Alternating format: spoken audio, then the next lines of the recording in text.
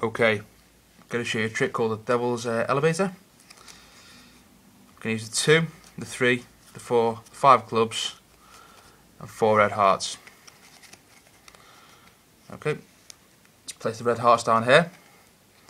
Got 2, 3, 4, 5 clubs. So you should place down the 5, the 4, the 3, the 2. Going to place on top of the hearts. So I've now got 5 in this hand. So I'm going to get the 2 clubs, place it in the second position, close the deck, give it a shake, 2 clubs to the top. Okay. Take the 3, third position, give it a shake, 3 comes to the top. Okay, so we've got 4 red hearts. Hit the 4, put it into the 4th position,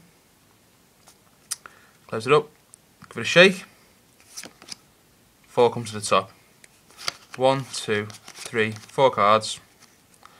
Okay, 4 hearts. Finally, hit the 5, put that into the 5th position, close it up, give it a shake,